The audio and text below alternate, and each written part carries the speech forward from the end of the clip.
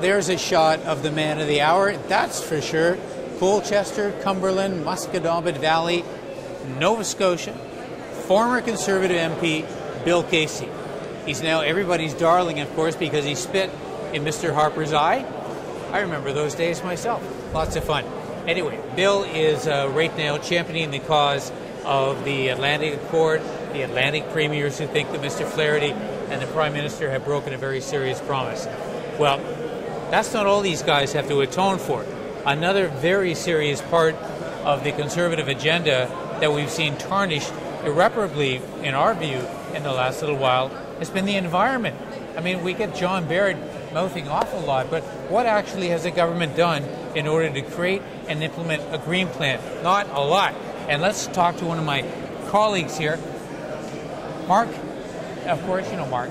He's a critic for the environment, and he is the Member of Parliament for Ajax Pickering. Now, one of the things that you can illuminate us on is the program about environmental retrofit, right? So this was announced in Great Food for All a while ago, and I've got a lot of constituents saying, where's the money? Well, and that's exactly the point. What we actually have is a Liberal program that was cancelled, reintroduced, and it was brought back with a fifth of funding. So a lot of the people who are coming forward and saying, look, we want to retrofit our home, we want to take part in doing our part to reduce greenhouse gas emissions, make our homes more efficient, are realizing the money that used to be there isn't there. So not only did they reintroduce a program, but really they've reintroduced it with almost no money. And Garth, one of the things that really bothers me about it is they've eliminated the program that we had for low-income households. And that program specifically meant so much because those who are in low-income situations really needed that help in order to make those retrofits, not only to reduce their greenhouse gas emissions, but also to reduce their costs of living. Now, as I understand it, the former Liberal program actually gave money for people to do audits. Right. Okay. And this program doesn't. Exactly. So if you want to get money, you have to have enough money ahead of time, in other words, be in a certain income bracket. So have they really changed the skew of this? Is this now constructed to be of more interest to higher income Conservative households? Right, because of the change in audits and a number of the other items that require more upfront money and the fact that you're getting less money on the back end, it really is now geared towards higher income households, people who have a greater capacity to already be able to undertake those retrofits, and really are cutting out the people who need the help the most, those who are really struggling to get by, and where these energy efficiency not only could improve their environmental impact, but really could make a big difference in terms of their cost of living. And so it's really a double-edged attack that they're having here. And in the meantime, of course, spinning nothing but ridiculous rhetoric that they're doing something. Now, if your constituents in mind actually want to participate in the program, get some cash, is it there yet? Well, it's said to be there, but the money hasn't started flowing. And of course, we had a budget vote tonight, and I guess that'll help to move it along. But the reality is, a lot of people are finding out that there's an enormous amount of bureaucracy. There's a huge number of hoops they have to jump through. The program's made much more complicated than it was before. So we're getting a lot of calls from people who are very frustrated with the program and say that it's nothing but hot air. Now, Mark Holland, you are a bit of a hero in my riding because you have brought forth legislation, private member's bill on animal cruelty. And I know so many people are interested in this issue. We hear these horrible stories from time to time, get people very upset about this.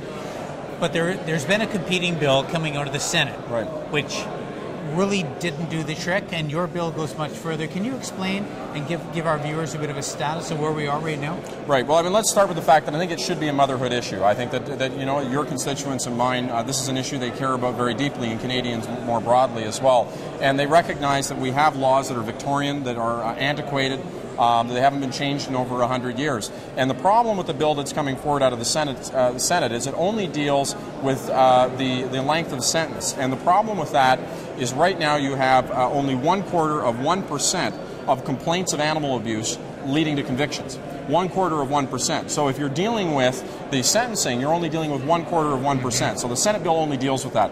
The bill that I'm putting forward, which had been dealt with in the previous Parliament, was a Liberal Bill C-50, and now is my private member's Bill 373, goes much further than that. It gives law enforcement officials the tools they need to go after those individuals who would maliciously kill animals and do it with malintent, while making sure those anglers and hunters continue to pursue their sports without ramification. Well, where's the bill at, and what update can you give people on the likelihood it's ever going to see the light of day?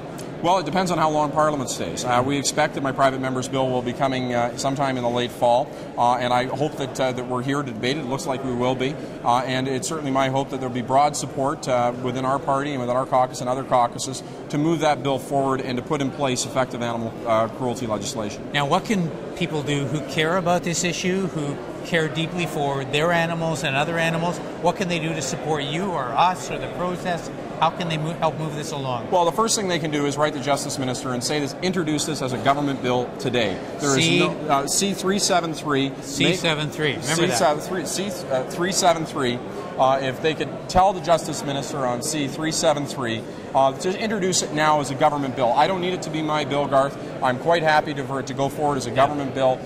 There's no reason not to adopt this legislation. It should be motherhood. It should be something that where we put partisanship aside and say that animal cruelty, malice towards animal is something that none of us agree with. And not only because it's inhumane and immoral, but also when you take a look at the fact that cruelty towards animal is often a precursor of cruelty towards humans. And law enforcement agencies are begging us to rewrite this code. Yeah, absolutely. Well, Mark, all the best with that. Thanks, Garth. And listen, again, Bill C-373. If you support this, please write Mark, write the Minister of Justice. And also, in terms of the environment, well, some money's there. Go collect it. Okay? Thanks for watching MPtv.